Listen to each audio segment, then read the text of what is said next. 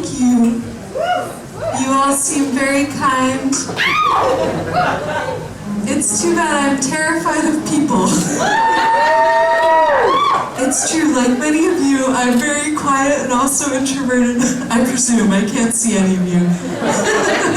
And during my set, I think you'll find that I closely resemble all of the characters from The Big Bang Theory rolled into one. So buckle up, everybody. Like many socially awkward individuals, I often use sound effects in place of normal human words. Like, woohoo! You know that one. That means I'm really tired and I'm trying to keep myself awake. Or shoo, shoo, shoo. That means I'm Midwesternly talking to you, but I've become uncomfortable and would like to leave. Or you might hear me say, wee! Which means I'm repressing my rage at rush hour traffic into a tiny ball within myself. It will explode about biannually. You might be wondering if I mean biannually twice a year or biannually every other year. That's part of the surprise. I'm getting older now, and my upbringing taught me to be very careful when selecting produce, but nowadays, as an adult woman, alone at the grocery store, I often feel self-conscious looking for that perfect cucumber. It's affected me a lot. Recently,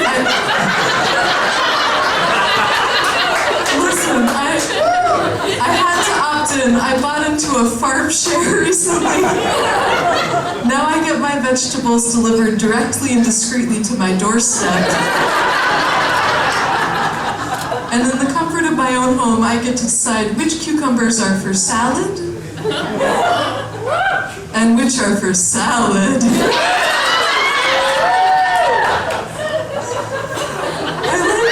Thank you so much. I thought I'd be remiss if I didn't gyrate. You like that a lot, so I have to tell you, I'm a millennial. Is anyone else millennial? Excellent. We're usually not that proud. We're usually more embarrassed. But thank you for buying in. I am a millennial, so my favorite color is YOLO. As a millennial, I love drinking Mountain Dew Code Red. But I tried to quit a few years ago. Hold your ears, anyone who really likes it. When I learned that it contains flame retardant. Flame retardant. Now I drink it only occasionally. You know, just enough to keep my smoking hotness at bay. My favorite part about that joke is that I have kids now. What do you think Mom's out doing? It's tight, it's the whole evening. I'm glad you're here with us. And my kids can suck it. They're good kids. No shame. I like squishy, nerdy, pasty programmers. That's my type. There's someone up here tonight. I'm not in search of you anymore, but I was a while ago.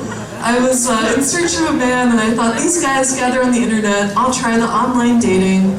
And while preparing for my first OkCupid date, I got a call from the guy. He was like, I was really nervous to meet you, and I overdosed on anxiety medication. And now I'm in the hospital. Everybody, these looks can kill.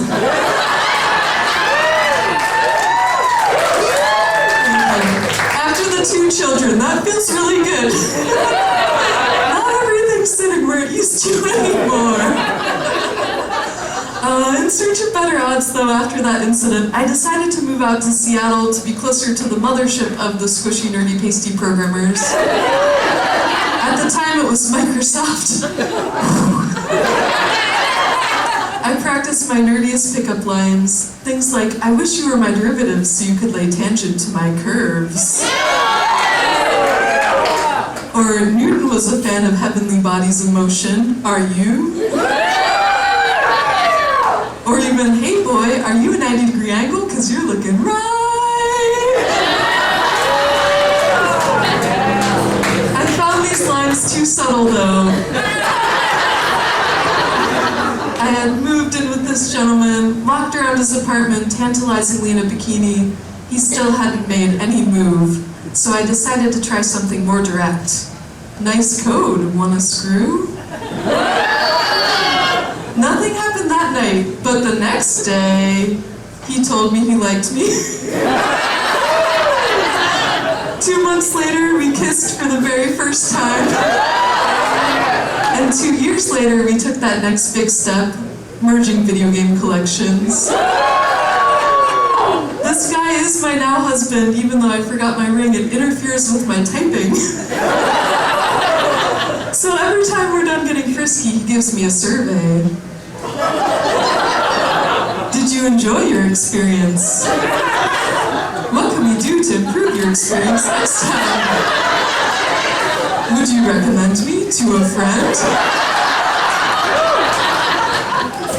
I'm still waiting to hear if I won that gift card. The surveys I don't mind so much, but the placebo sex I could do without. It's not a coincidence that I'm here on stage. I make robots, I do, and I know what you may be wondering, but no, I haven't built a sex robot yet. Although when I do, this crowd will be the first to hear. You are a saucy bunch, I can tell. I approve. My parents, who are both musicians, don't know what they did wrong. They always say, we started her on piano at 3 and violin at 5. How on earth did she get interested in science? But my path to engineering was unwavering, because I never wanted to have to wait in line for the bathroom ever again. I know, you have to think about it like the Barbie movie. I know we're trying to combat it, but there's not a lot of women in robotics. Right now, most of my coworkers assume that I'm a dude. The last group that I worked with didn't notice that I had a vagina until we all went to the gym together. They peeled off for the men's locker room, I went off for the women's. They were like, oh, see you inside, I guess? But I don't mind the misgendering, because if they think I'm a man, maybe they'll pay me the same as my male counterparts. That's my most political joke. Some people wonder why the gender balance right now in engineering is so-so. I actually do not wonder this, because every year I show a high-fiving robot to 300 local public school kids, and every year my robot high-fives a 3-year-old girl right in the face. You all, I am classically conditioning women to avoid careers in technology. I'm so serious about not waiting in line for the bathroom. The lab where I did my PhD studied haptics, which has to do with the sensing ability of the human fingertip, and like helping robots grasp things well. That's why our motto was haptics. We do hand stuff. We took this motto very seriously. When I first joined the lab, my job was to make a robot rub parallel-sided objects to learn what they felt like. I must admit, sometimes I got a little turned on. Another project at the time was a device that survivors of a stroke could wear on their arm to help them during rehabilitation exercises. But if you Google the name of the project, stroke sleeve, that is not what you find. And that's something we first learned from a visiting group of junior high students. And in one moment of brilliance, my advisor at the time proposed that we unite all the haptics labs in Philadelphia under the tagline, Philadelphia Haptics, or FAPtics for short. She heard it as soon as she said it. Which is a shame, because I really would have liked to have that t-shirt. It's P-haptics, I swear. I finished my doctorate in robotics in 2017, but I'm not sure if I want people to call me Dr. Fitter. To me, Dr. Fitter sounds like an off-brand soda that no one would drink. Dr. Naomi sounds a little better, but it sounds more like a daytime talk show host than somebody who does science. Dr. Naomi is here on The View. I'm not super traditional, but sometimes I think of changing my last name to Vilk, my husband's last name. Dr. Vilk sounds evil, but it's at least a scientist's name. And while I'm daydreaming, I also think of changing it to Embargo, because if my name were Naomi Embargo, my full name read backwards would be, "Oh grab me, I moan."